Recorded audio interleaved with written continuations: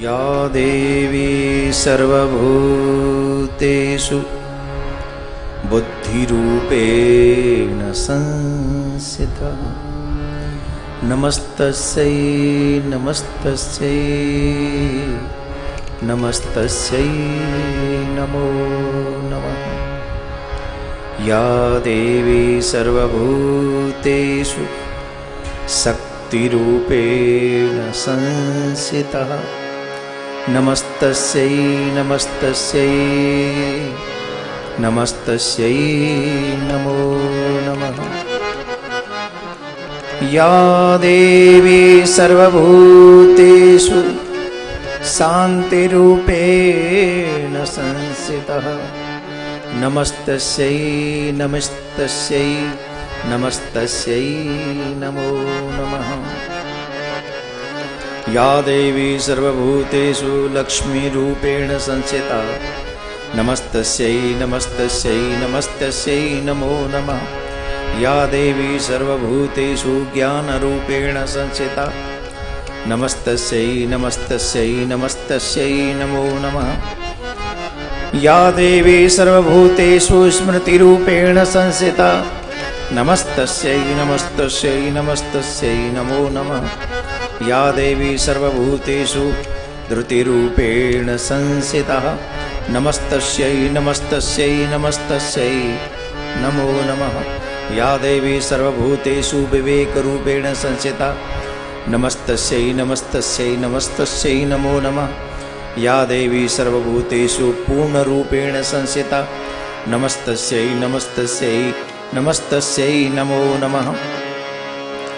सर्वमङ्गलमाङ्गल्ये शिवे सर्वार्थसाधिके शरण्ये त्र्यम्बके गौरी नारायणी नमोस्तुते। काली काली महाकाली कालिके परमेश्वरी सर्वानंदकरे देवी नारायणी नमोस्तुते।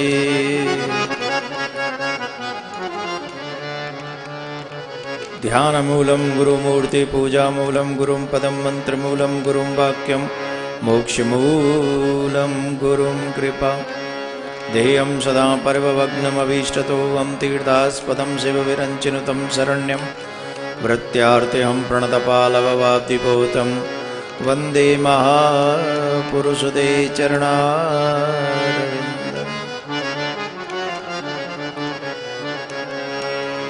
राधासाध्यं साधनं यस्य राधामन्त्रो राधामन्त्रदात्री च राधा सर्वं राधाजीवनं यस्य राधा राधा राधावाचिकं तस्य शेषं।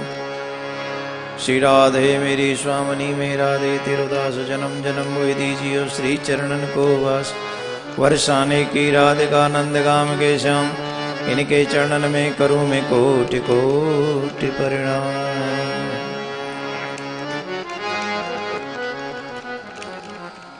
उपस्थित सभी भक्तवृंद मातृशक्ति माताएं बहन भाई बंधु बाल गोपाल, परम सौभाग्य उन महान पुरुषों का महान भक्तों का जो नवरात्रि के समय पर देवी भागवत का श्रवण करते हैं। जितने भी कृष्ण प्रेमी रसिक भक्त हैं उनको सर्वेश्वरी के रूप में माँ जगदम्बा का दर्शन करना चाहिए। अगर कोई कहे कि देवी भागवत का मतलब क्या है, क्या देवी कोई और हैं, तो निश्चित तौर पर श्री सर्वेश्वरी राधा रानी को ही देवी जगदम्बा के रूप में स्वीकार करना चाहिए। जब माँ अनेक शक्तियों की तरह प्रकट होती हैं, जब श्री कृष्ण को नारायण को आवश्यकताएं होती हैं, तब अनेक अनेक रूप धारण करके ब्रज में सुंदर दो भुजाओं के साथ प्रेम का अभिवर्षण करने वाली सर्वेश्वरी राधा जब भक्तों को देवताओं को दुख देने वाले अनेक दुष्ट उत्पन्न होते हैं, तो वही सर्वेश्वरी राधा चतुर्भुजी होकर दुर्गा रूप धारण करके अनेक अनेक दुष्टों का वध करती हैं। ऐसा रसिकों का ध्यान हमेशा रहना चाहिए। जो YouTube पर मुझे सुन रहे हैं, जो स्पेशली व्रत कर रहे हैं नवरात्रों के, उनका तो ये नियम होना चाहिए कि अगर हम माँ का व्रत कर रहे हैं, नवरात्रा पूजन कर रहे हैं, व्रत कर रहे हैं, माँ का श्रृंगार कर रहे हैं, तो निश्चित तौर पर पूजा, व्रत और कथा, इन तीनों का संगम अपने जीवन में रखना चाहिए, स्पेशली 9 दिनों के लिए। तो सुबह शाम पूजा करें, दोपहर में कथा श्रवण करें, और स्पेशली सिर्फ इसीलिए कि भक्त हमारे जो हैं, जो नवरात्रि के व्रत रखते हैं, शक्ति का पूजन करते हैं, उन्हें निश्चित देवी भागवत के श्रवण से कितना बड़ा फल मिलता है, ये हम भागवत में आपको देवी भागवत में बताएंगे। तो अब सुनो बड़े ध्यान से, देवी भागवत का इतना महात्म कैसा है। बड़ा सुंदर एक प्रसंग आता है। ये प्रसंग जुड़ा है राजा परीक्षित और उनके पुत्र जन्मेजय से। जन्मेजय अपने पिता की मृत्यु से बड़े दुखी थे, बहुत ही दुखी थे और बहुत परेशान थे। तो उन्होंने देवी भागवत वेद व्यास जी के मुख से श्रवण करी। मात्र उद्देश्य एक ही था कि किसी भी तरीके से मेरे पिता की सदगति हो जाए। अच्छा, उनके मन में संदेह क्या था? भागवत सुनकर राजा परीक्षित गए, लेकिन देवी भागवत में कुछ और भी वर्णन मिलता है। वो प्रसंग हम आपको सुना देंगे अभी समय आने पर। राजा को लगा कि पिताजी की सर्प के डसने से मृत्यु हुई है, और अकाल मृत्यु जिस व्यक्ति की हो उसकी मुक्ति के लिए प्रयास अवश्य करने चाहिए, और मेरे पिताजी की अकाल मृत्यु हुई है, जन्मेजय ने कहा। तो व्यास जी महाराज के जब समीप में गए तो व्यास जी महाराज ने कहा कि तुम्हें देवी भागवत सुननी चाहिए अपने पिता की मुक्ति के लिए। तो व्यास जी ने उनको कथा सुनाई। 9वें दिन जब कथा पूर्ण हुई, तो जब 9वें दिन कथा पूर्ण हुई तो व्यवस्था चल रही थी, ब्राह्मणों को भोजन इत्यादि कराने की व्यवस्था चल रही थी। तो उसी समय देवर्षि नारद महाराज पधारे, और नारद जी महाराज को देखकर जन्मेजय बड़े प्रसन्न हुए। उन्होंने प्रणाम किया, साष्टांग दंडवत की, और जब साष्टांग दंडवत की तो अचानक आने का कारण पूछा कि आप अचानक से कैसे पधारे। तो देवर्षि नारद कहने लगे, जन्मेजय तुम्हारे लिए एक शुभ संदेश लेकर आया हूं। मेरे लिए क्या संदेश लाए प्रभु, आप बताएं। बोले, तुम्हारे लिए इतना अच्छा संदेश हम लेकर आए हैं, जिन पिता की मुक्ति के लिए तुम प्रयासरत थे, और जिन पिता की मुक्ति के लिए तुमने देवी भागवत का 9वां पारायण कराया, जब मैं आ रहा था मृत्युलोक की तरफ, तो मुझे तुम्हारे पिता गोलोक जाते हुए रथ में आरूढ़ होकर जाते हुए मिले। मुझे जब देखा तो उन्होंने प्रणाम किया, और उन्होंने कहा, देवर्षि नारद आप मेरा छोटा सा कार्य कर दीजिए। बोले, क्या? बोले, मेरे पुत्र से जाकर एक बात कह दो। क्या? बोले, मेरे पुत्र से जाकर कह दो कि वो मेरा सुपुत्र है। कौन है? सुपुत्र है। उसके किए हुए यत्न से, उसके किए हुए प्रयास से मैं मुक्त हो गया, और मैं भगवान के गोलोक जा रहा हूं, वैकुंठ जा रहा हूं, उसके किए हुए प्रयास से। ऐसा पुत्र प्राप्त करके कोई भी व्यक्ति अपने आप को सौभाग्यशाली समझता है। मेरे पुत्र को कहना उसका किया हुआ प्रयास सफल हुआ। हे राजन, तुम्हारे पिता तुम्हारे कर्म से मुक्त हो गए, तुम्हारे पिता तुम्हारे कर्म से बड़े प्रसन्न हैं, इसलिए वो संदेश देने के लिए मैं तुम्हारे पास आया। जैसे ही सुना, राजा जन्मेजय ने फिर प्रणाम किया, और प्रणाम करके उनके नैनों से प्रेम अश्रु जल बहने लगा, और कहने लगे, हे देवर्षि, आपने मेरे सारे मन के दुख को, बोझ को दूर कर दिया। मैं यही सोचता था कि अकाल मृत्यु प्राप्त करने वाले मेरे पूज्य पिता, उनकी सदगति कैसे होगी। यहां पर एक बात समझ लीजिए, पिता की प्रॉपर्टी लेकर ही अपने आप को सुपुत्र नहीं समझना चाहिए। आज इस हमारे संस्कृति में एक बहुत बड़ा कुप्रचार प्रारंभ हो गया। हमको लगता है कि हम बेटे इसीलिए हैं कि अपने बाप की संपत्ति ले लें बस। आजकल हम लोगों को यही लगता है कि पिता की संपत्ति लेने का ही लिए पुत्र है और यही उसका अधिकार है ना। राजा जन्मेजय के इस प्रसंग से और पूरी देवी भागवत में इस प्रसंग से हमको बहुत कुछ सीखना चाहिए। प्रत्येक पुत्र की जिम्मेदारी बनती है, अगर बेटा इकलौता है तो पूर्णतः उसकी जिम्मेदारी बन जाती है कि किसी भी प्रकार अपने पूर्वजों को मुक्त करना यह आपकी रिस्पॉन्सिबिलिटी है। अगर आप ऐसा नहीं कर सके तो आपने अपने पितरों को क्रोधित कर दिया, कुपित कर दिया, बल्कि उन्होंने तुमको शाप भी दे दिया। और जिनको पितृगण शाप दे देते हैं उनके घर में अशांति, क्लेश, बीमारियां, रोग, धन का नुकसान, हर एक प्रकार की बीमारियां उनके घर में आ जाती हैं। किनके? जिनके पितृगण जिनसे दुष्ट हो जाते हैं। इसलिए पूर्णतः सुपुत्र होने का दायित्व हमको निभाना चाहिए। आज राजा जन्मेजय अपने नेत्रों से अश्रु बहाने लगे, कहने लगे मैं धन्य हो गया कि मेरे पिता को सदगति प्राप्त हो गई। तो ये प्रसंग देवी भागवत के उस महात्म को बताता है कि हमें देवी भागवत श्रवण करने से क्या मिलता है। देखो, भगवान श्री कृष्ण के संदर्भ में ये कहा जाता है कि जो भी भक्त भगवान श्री कृष्ण से प्रेम करते हैं तो भगवान क्या करते हैं? बोले भगवान श्री कृष्ण करते हैं उसको वो भिक्षुक बना देते हैं, उसके रिश्तेदारों को उसे छुड़वा देते हैं। यहाँ पर भी ऐसे लोग बैठे हैं, वृंदावन में आप चले जाओ तमाम मिलेंगे। बोले क्या घर परिवार छोड़ के बैठे हैं? किसके लिए बैठे हैं? बोले कृष्ण के लिए। सब कुछ छोड़ के बैठे, हमें कुछ नहीं चाहिए।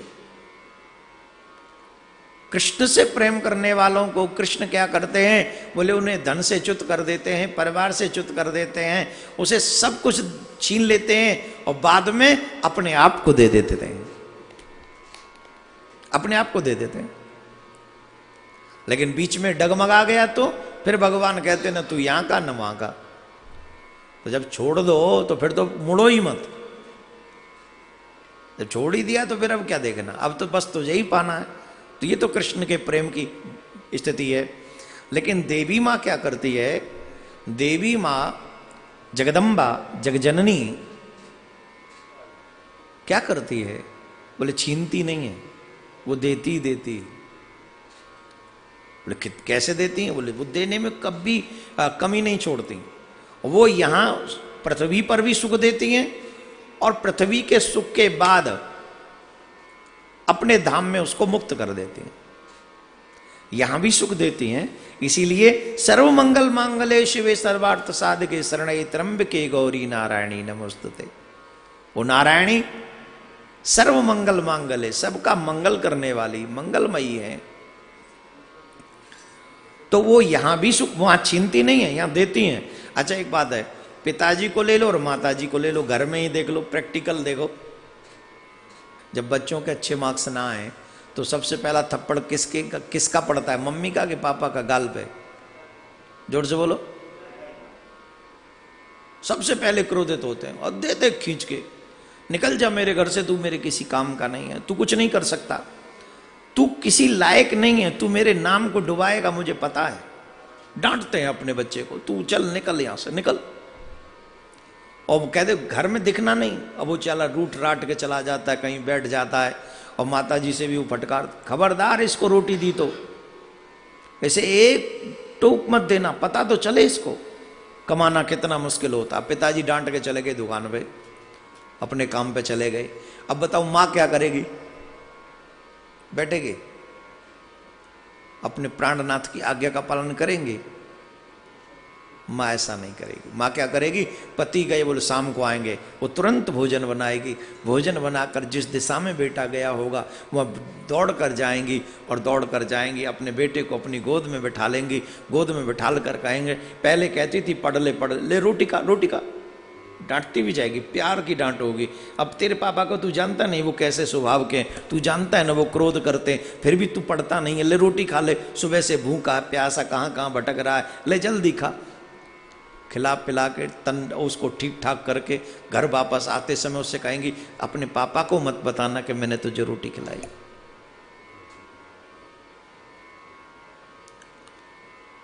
तो जहां पिताजी एक क्षण में क्रोधित होकर बच्चे को डांट देते हैं, पीट देते हैं, वहीं माता दया करके, प्रेम करके, अपने पति के क्रोध से भी बचती हुई अपने बच्चे को प्यार करती है। तो यही अंतर है भगवान श्री कृष्ण के प्रेम में और माँ जगदम्बा के प्रेम में, अर्थात सर्वेश्वरी राधा रानी के प्रेम में यही अंतर है। वो दया करती हैं।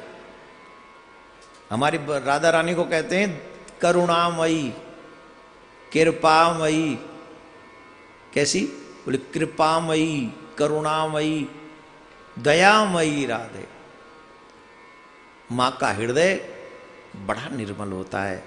इसीलिए ये नवरात्रे हम लोगों को इसीलिए मिलते हैं जिससे हम उस माँ को प्रसन्न कर सकें जो पृथ्वी पर हमें सुख दे और अंत में भगवान के धाम के लिए हमें प्रस्थान करा दे।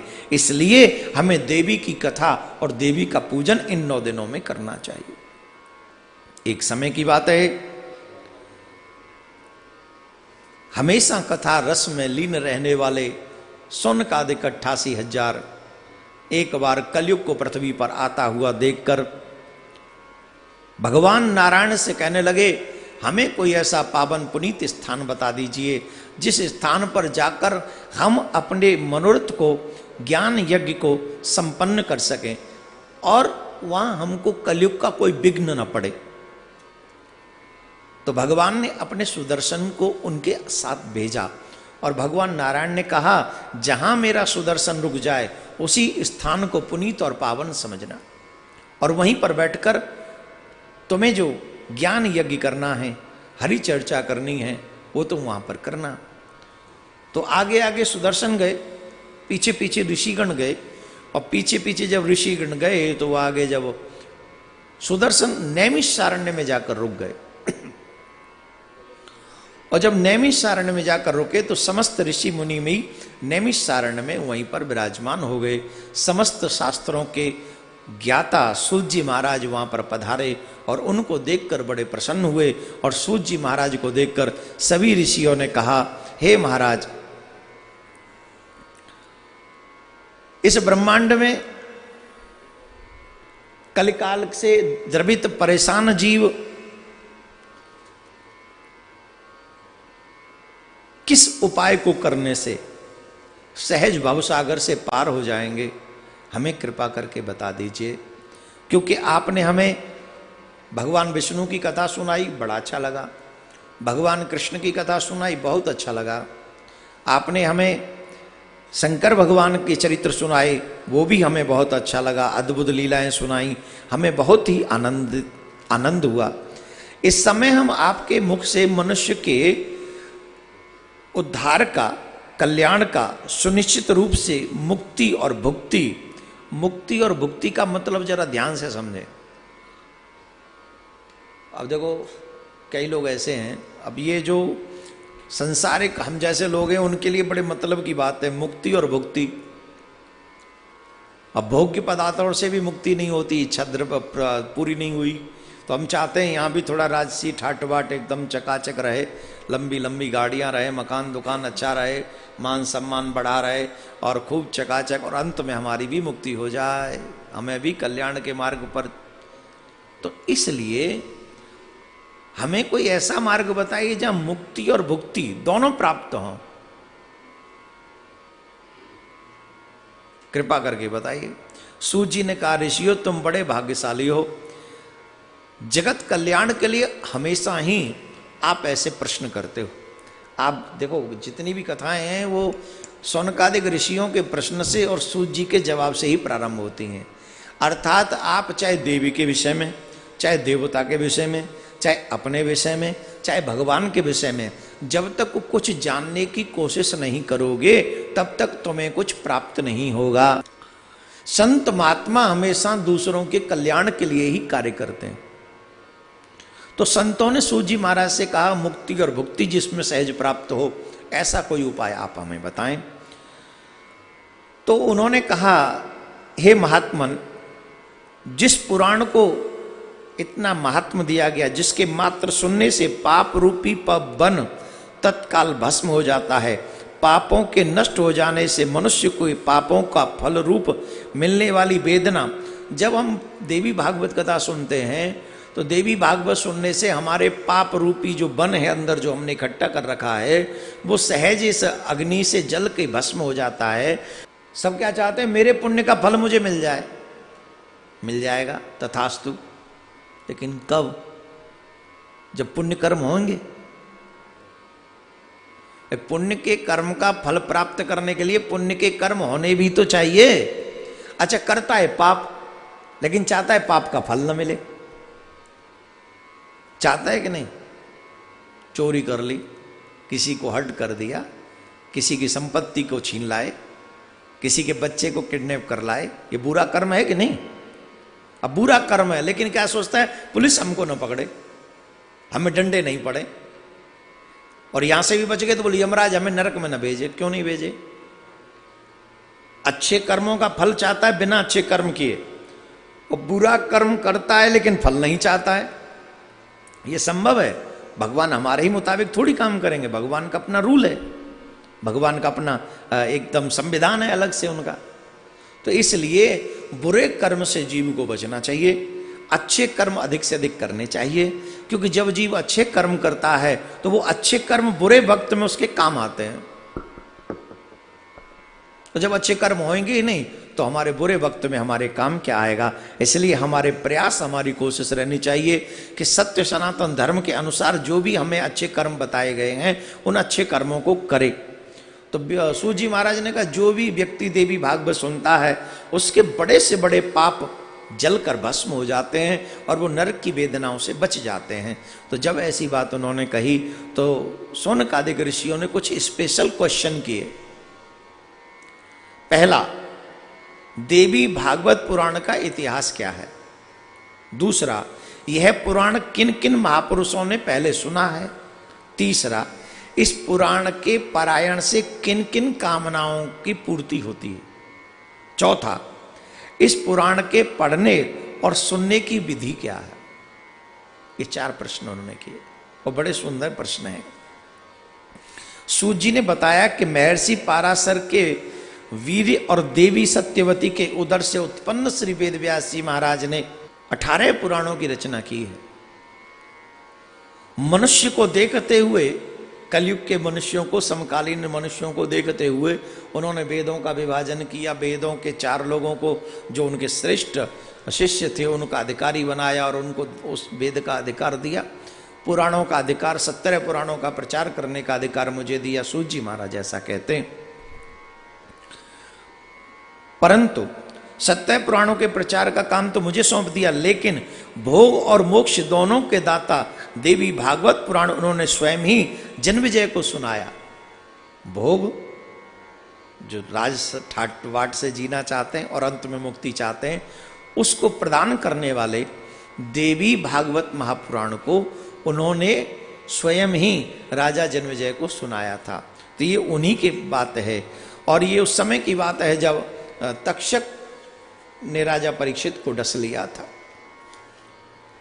बोले, इसको सुना किसने और उसके सुनने का फल क्या हुआ? बड़े सावधानी पूर्वक सुने। ये आपने भागवत में भी ये प्रसंग सुना होगा, जो यहां पर भी ये प्रसंग आता है। ये बात है जब भगवान श्री कृष्ण द्वारिका में विराज रहे थे। उस समय भोजवंशीय राजा सत्राजित रहता था, और भोजवंशीय राजा सत्राजित को सूर्य भगवान ने समयंतक मणि प्राप्त कराई थी, उन्हें मणि प्रदान करी थी। और समयंतक मणि को पहनकर एक दिन राजा सत्राजित भगवान कृष्ण की सभा में भगवान से मिलने के लिए गया। तो वहां पर जो लोग उपस्थित थे उनको लगा कि ये भगवान सूर्य ही आ रहे। मणि पहनकर उसका इतना तेज हो गया था, इतना तेज लग रहा था, ऐसा लग रहा था जैसे भगवान सूर्य ही स्वयं पधार रहे हैं। तो लोगों ने कहा, यदुवंशियों ने कहा, भगवान श्री कृष्णचंद्र सरकार की जय हो, भगवान सूर्य आपसे मिलने के लिए पधार रहे हैं। सबको लगा सूर्य भगवान आ रहे हैं। तो भगवान श्री कृष्ण मुस्कुराए और उन्होंने कहा, ये भगवान सूर्य नहीं, सूर्य के भक्त राजा सत्यजित हैं, उनके द्वारा प्रदत्त मणि को पहनकर ही पधार रहे हैं, इसलिए उनका तेज भगवान सूर्य के समान ही है। आहा, ये देखकर भगवान सूर्य को सब नमन करने लगे कि उनकी दी हुई मणि कितनी प्रभावशील है। अब उस मणि को पहनकर जब आए, भगवान ने उनका स्वागत किया, इत्यादि इत्यादि बातें हुई। वो मणि एक मन स्वर्ण नित्य देती है। कितना? तुम्हें मिल जाए तो तुम क्या करोगे सोने का? क्या भाई, थोड़ा बहुत आश्रम को डोनेट करोगे कि नहीं? जब सोना मिलता है तो हम क्या करते हैं, पहले पहले जितना मिल जाए घर में छुपा छुपा के रखो, छुपा छुपा के रखो, भरते जाओ पूरा। अब 1.25 मन रोज निकलेगा, वो निकलना ही है। 1.25 मन या मन, सब 1 मन 1.25 मन जो भी है, निकलना ही है। अब क्या करोगे उसका? सत्यजित ने महल सोने का, ट्रम पूरा महल बना लिया, सब बिछा दिया, और आगे फिर पूरा घर भर दिया सोने से। अब क्या करे? नाम बताओ क्या है इसका? क्या नाम है? सोना। क्या नाम है? सोना। जिसके घर में है सोना, उसकी सख्त ड्यूटी है सोना। जिनके घर में अधिक स्वर्ण होगा, आप देखिएगा उनकी घर की नींद गायब हो जाती, घर वालों की। बच्चे जो सोने का मतलब नहीं जानते वो चक्क सोते हैं, लेकिन जो सोने का मतलब जानते हैं, सोना उनको जगा के रखता है। बोले एक ही रहेगा सोना, या तो तू सोना या फिर मैं सोना। सोना सोने नहीं देता। और आप देख लीजिए, जितना व्यक्ति बड़ा धनवान होगा उतना ही बड़ा बीमार होगा, वो उतने ही रोगों से गरीब तो ये कहते हैं हम तो बड़े दुखी हैं। गरीबी भी दुख देती है, अधिक अमीरी भी दुख देती है। इसीलिए एक शब्द है मिडिल क्लास। कौन सा? रात रात भर नींद की गोलियां खा खा करके भी, पता है क्या कहते हैं? गोली खाते हैं महाराज, नींद नहीं आती। क्यों? मनस्थिति बड़ी विचित्र हुई पड़ी है। हम चाहते हैं सब कुछ हम ही को मिल जाए, सब कुछ हम ही को मिल जाए। जिस समय ब्रह्मा जी ने सृष्टि की रचना की, ध्यान से सुनना, बड़े लोगों की नींद गायब क्यों हो जाती है, इसके पीछे भी एक रहस्य है। सावधानी से सुनोगे तो समझ में आ जाएगा। बड़े बड़े लोगों की नींदें गायब इसलिए हो जाती हैं, ये सृष्टि के सृजन में जब भगवान ब्रह्मा जी ने सृष्टि की रचना की, उस समय मनुष्य और देवताओं को एक दूसरे का पूरक बनाया। क्या बनाया? जोर से बोलो। पूरक।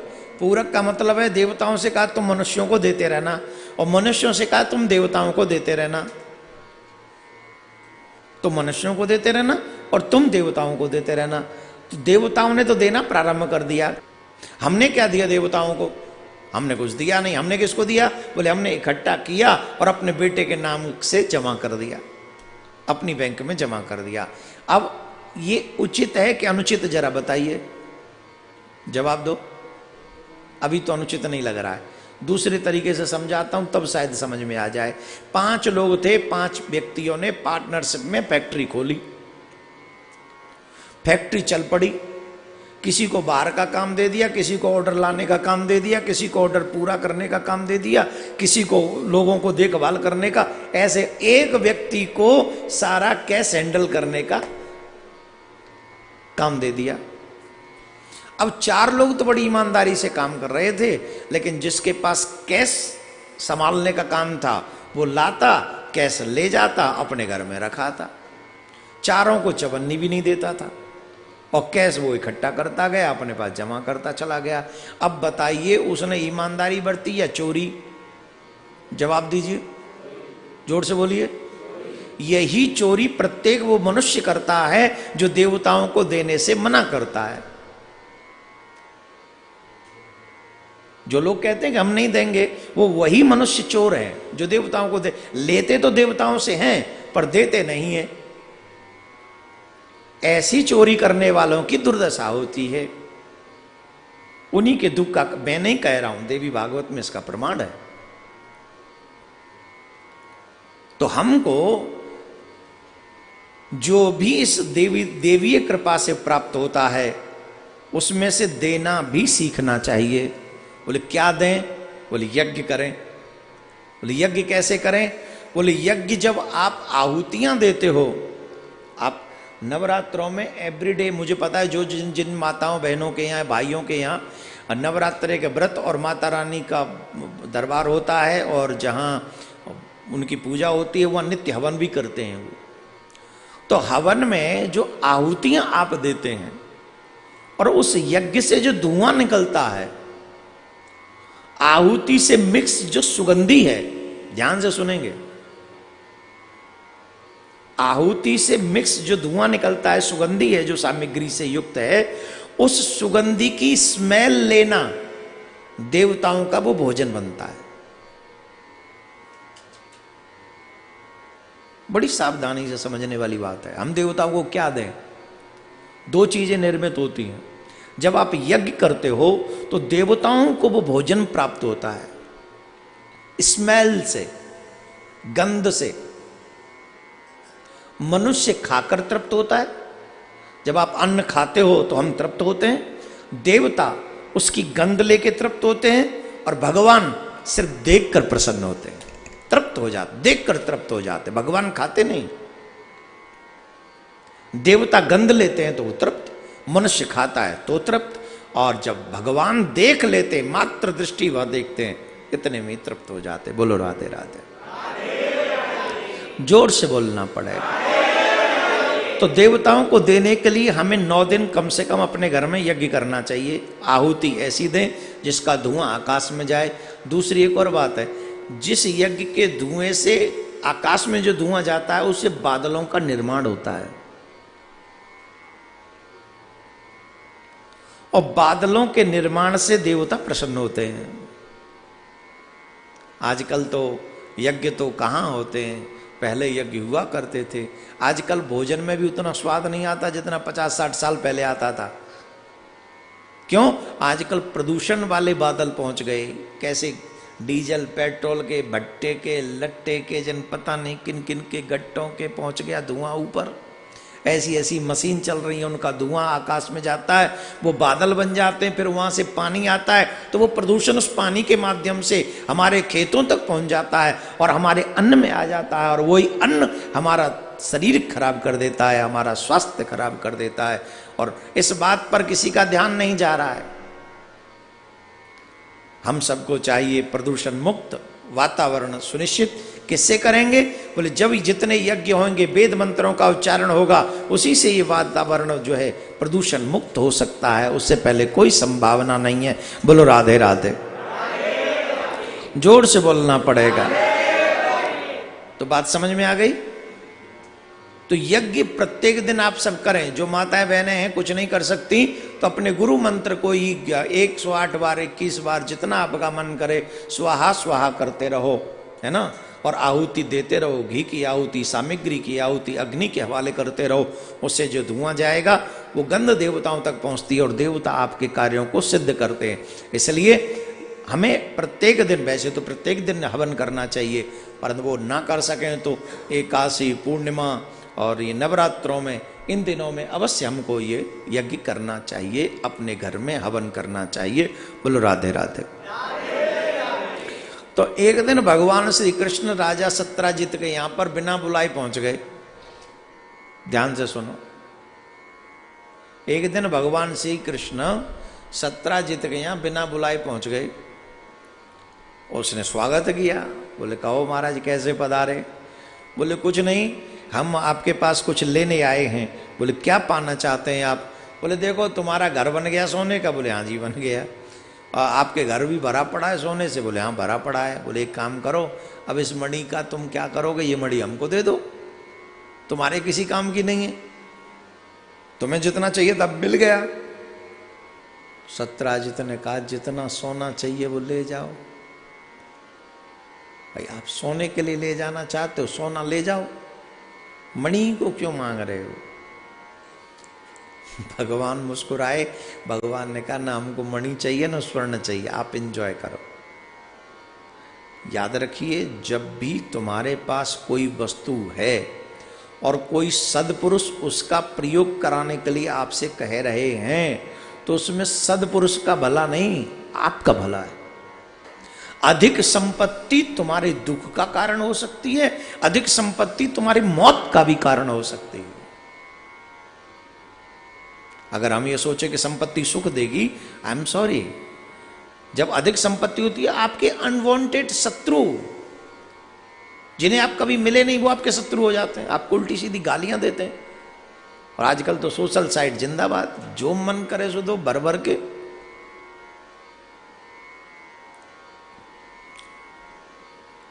तो अधिक संपत्ति आपके दुख का कारण होती है। अब अभी ऐसे बात समझ में नहीं आएगी। भगवान श्री कृष्ण लौट गए। अब इसका एक और भाई था प्रसेनजित, और महोदय ने क्या किया, प्रसेनजित ने, भाई तो सोए हुए थे, मणि को गले में बांधा, रात्रि का समय था, झट से निकल गए शिकार खेलने के लिए।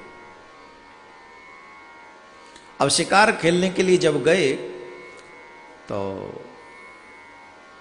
एक सिंह था, सिंह तो सिंह, अब शिकारी को दिख जाए, समझ जाए, शस्त्र का प्रयोग हो जाए तो शिकार कर लेता है, और कहीं छोटी सी चूक हो जाए तो शिकारी शिकार बन जाता है। प्रसेन से गलती हुई, उस पे दिखा नहीं, और सिंह ने अचानक से झपट्टा मारा, और झपट्टा मारते ऐसा पंजे का प्रहार किया, वो गोविंदा है नमो नमः। अब बताओ, भगवान श्री कृष्ण को अगर वो मणि मिल जाती, वो दे देता, तो इसके भाई को प्राणों से हाथ धोना पड़ता? नहीं धोना पड़ता, क्योंकि वो जाता ही नहीं मणि पहन के, रात में मणि पहन के जाता नहीं, ना उसकी मृत्यु होती। कई बार ऐसा होता है कि हमारे श्रेष्ठ लोग हमारे भले के लिए कुछ कार्य हमसे करवाना चाहते हैं, परंतु हम लोग अपने आप में अनजाने में या अनविज्ञता में उस कार्य को अपने हित में न समझकर नहीं करते हैं, और वही हमारे अनहित की सबसे बड़ी वजह बन जाती है। वही मणि जिसे वो बड़ा प्रसन्न हो रहा था प्राप्त करके, वो उसके भाई की मृत्यु की वजह बन गई। जब भाई वापस लौट कर नहीं आया, तो भगवान श्री कृष्ण पर दोषारोपण हुआ कि नहीं नहीं, कृष्ण ने मणि को प्राप्त करने के लिए ही मेरे भाई को मरवा डाला है। ये बात कहती उसने। प्रचार, अच्छा बुरी चीजें प्रचार, उस समय कौन सा सोशल मीडिया था, पूरी द्वारका में बात फैल गई। आजकल तो फिर भी बहुत कुछ है फैलाने के लिए, पहले तो कुछ था ही नहीं फैलाने के लिए, सिर्फ क्या बोलते हैं उसको, आजकल एक नया वर्ड आया है, वोकल टू, क्या सरकार कहती है, प्रचार करो अपने मुंह से, लोकल टू वोकल। हाँ, अपने मुंह से तो आप पहले तो बातों में फैलती थी, कुछ ही बहुत ही कम समय में ये बात फैल गई कि भगवान ने मारा, और लोग मान गए, भगवान पे ही शक करने लग गए। बताइए, हम और तुम तो क्या हैं, ये डाउट करने वाले तो भगवान को भी नहीं छोड़ते। बेचारे भगवान श्री कृष्ण जो बस गए थे मांगने, इतने में ही दोष आरोपित हो गए और चोरी का इल्जाम उनको लग गया। तो भगवान को लगा भैया याते कहते हैं लियो न दियो, विदा कर दियो। हाँ भाई, हम भाषा है ना बड़ी अच्छी, कहावत है, क्या लेना न देना, हाँ कुछ ऐसे ही करके है। तो बोले ये खामखा लग गई बात। तो भगवान ने 10-5 प्रबुद्ध लोगों को लिया, बोले चलो हमारे साथ। तो प्रबुद्ध लोगों को लेकर उस मणि की तलाश में गए, और जब मणि की तलाश में गए तो देखा वहाँ कहीं सिंह मरा पड़ा है। वो सिंह पहले वो जो उनका भाई था प्रसेनजित वो मरा पड़ा है, घोड़ा मरा पड़ा उसका। आगे गए तो वहाँ एक सिंह, वहाँ जब उसके आगे गए तो सिंह का पैर बने हुए थे, तो वहाँ गए तो वहाँ सिंह, आगे जाके देखा सिंह मरा पड़ा है। उससे भी आगे गए तो वहाँ सिंह जहाँ मरा पड़ा है, वहाँ से वो भालू के चिन्ह बने हुए थे, तो भालू के चिन्हों के साथ साथ गए तो वो भालू के चिन्ह गुफा में जा रहे थे। और जब भालू के चिन्ह गुफा में जा रहे थे तो उनको लगा कि भाई इस गुफा में ही होगी मणि, तो उन्होंने अपने सभी लोगों से कहा भाई तुम यहाँ बैठो, हम देखते हैं व्यवस्था, तुम यहाँ पर बैठो, हम अंदर जाकर देखेंगे। तो भगवान श्री कृष्ण उस मणि को प्राप्त करने के लिए उस गुफा में गए और अपने उन लोगों से कह गए कि तुम यहीं पर बैठना, मेरी प्रतीक्षा करना। 12 दिन तक वो लोग वहां पर प्रतीक्षा करते रहे और 12 दिन तक भगवान श्री कृष्ण वापस नहीं आए। 12वें दिन वहां से उठ के चले आए और भगवान के नगर में आकर उन्होंने प्रचार कर दिया कि भैया भगवान नहीं आएंगे, कृष्ण नहीं आएंगे। गुफा में गए, गुफा से लौटे नहीं। 12 दिन हम वहां बैठ करते रहे। अब तो वसुदेव जी बड़े दुखी हुए, देव की मैया बड़ी दुखी हुई और बड़े दुखी होने लगे कि कृष्ण नहीं आए, कृष्ण नहीं आए। उस समय देवर्षि नारद महाराज वहां पर पधारे और देवर्षि नारद ने जब पधारे वहां पर नगर में तो वसुदेव जी रोने लगे, मेरा कृष्ण, मेरा कृष्ण, मेरा कृष्ण, मेरा कृष्ण। क्या हुआ? बोले मेरे कृष्ण गए थे, वो लौट के नहीं आए, सब लोग कहते हैं वो नहीं आएंगे। नारद जी मुस्कुराए कि तुम में जिनमें सिर्फ पुत्र प्रेम है उन्हें तुम साधारण पुत्र समझते हो, वो साधारण पुत्र ही नहीं है तुम्हारे, वो भगवान है, उन्हें कौन मार सकता है? बोले नहीं नहीं, कोई उपाय बताओ जिससे मेरा पुत्र वापस आ जाए, पुत्र वापस आ जाए, पुत्र वापस आ जाए। तो देवर्षि नारद ने कहा कि अगर तुम्हारे मन में यही बात है तो तुमको देवी भागवत सुननी चाहिए, मैं तुम्हें देवी भागवत सुनाता हूं। वसुदेव जी बोले महाराज देवी की कृपा से तो हम पहले से ही जानते हैं, देवी की बड़ी कृपा है। एक समय की बात है जब मैं और देव की कारागार में बंदी थे, कंस ने हमें बंदी बना रखा था। बड़े ध्यान से सुनेंगे।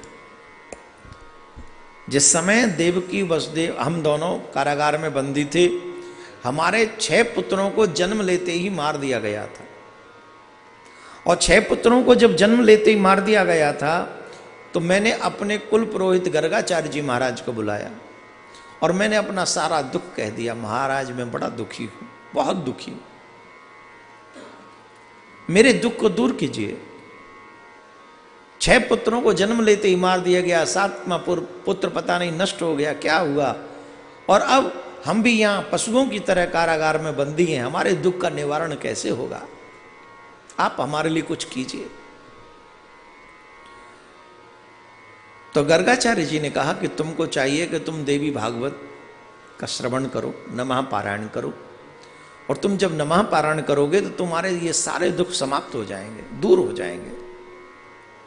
और देवी देवताओं को मनाने में समय लगता है पर देवी को मनाने में समय नहीं लगता, इसलिए तुम्हें उनका पाठ करना चाहिए, उनकी पूजा करनी चाहिए, कोई प्रयास ऐसा करना चाहिए। तो कहने लगे महाराज अब कारागार से मैं कैसे जाऊं, अब तो आप ही कोई मेरे लिए उपाय करो। तो गर्गाचार्य जी महाराज ही विंध्याचल में जाकर देवी को मनाने का प्रयास करने लगे।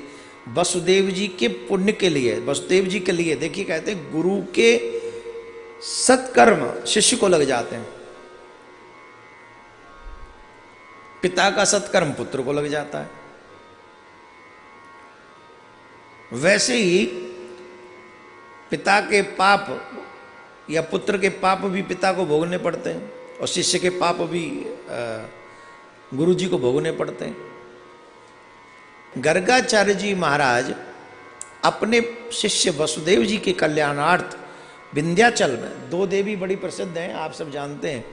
एक वैष्णव देवी हिम पहाड़ों में रहती हैं और हमारे उत्तर प्रदेश में विंध्याचल देवी जो है, आप वहां जाएंगे साक्षात वही देवी हैं जहां गर्गाचार्य जी ने पूजन किया। देवी पारायण, देवी भागवत नमः पारायण वहाँ किया उन्होंने, वो हमारे उत्तर प्रदेश में, और बड़ी महिमा है उसकी।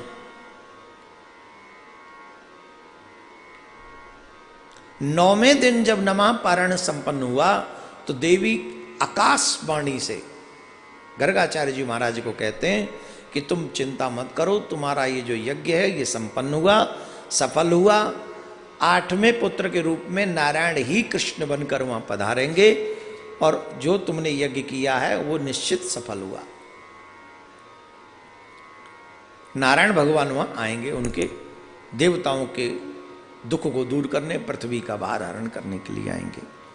ऐसा कहकर गर्गाचार्य जी को प्रसन्न किया। गर्गाचार्य जी ने वसुदेव जी को आकर कहा, और वसुदेव जी के पास जब आए तो ठीक कुछ समय बाद श्री कृष्ण का प्राकट्य हुआ।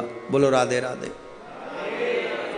तो वो कहने लगे ये तो साक्षात मेरे देवी की कृपा तो पहले भी मुझे अनुभूत हो चुकी है, मैं अनुभव कर चुका हूं, इसलिए अब तो सिर्फ आज्ञा करिए। तो देवी महापुराण की कथा देवर्षि नारद जी ने वसुदेव जी को सुनाई, और वसुदेव जी को सुनाई। वसुदेव जी ने उस कथा को सुना। 9वें दिन कथा जब संपन्न हुई, 9वें दिन जब संपन्न हुई तो उस समय वो नारद जी का पूजन कर रहे थे, स्वर्ण के सिंहासन पर भागवत की पोथी को रखकर दान कर रहे थे, ब्राह्मणों को भोजन करा रहे थे। उसी समय पर भगवान श्री कृष्ण जामवती को लेकर वहां पर पधारते हैं, और ये दृश्य देखने के बाद वसुदेव जी महाराज और देवकी मैया बड़ी प्रसन्न हो जाती हैं। बोलो राधे राधे, ऐसे नहीं। हाँ। तो इस तरीके से भागवत, देवी भागवत श्रवण करने का ये महात्म्य है, और देवी की एक सहज कृपा है। जो भी देवी पुराण की कथा सुनते हैं इसका फल सहज और तुरंत मिलता है। कई सत्कर्म ऐसे हैं कि करो आज करो, 6 महीने बाद, साल भर बाद, 2 साल बाद, 10 साल बाद, कई तो जन्मों के बाद मिलते हैं। 6 महीने पहले कर्म किया और 6 महीने बाद, 2 दिन बाद मिलना था, हो गई 6 महीने में मृत्यु, 2 दिन शेष थे, तो वो अगले जन्म में मिलेगा। जन्म चेंज करो तब मिलेगा।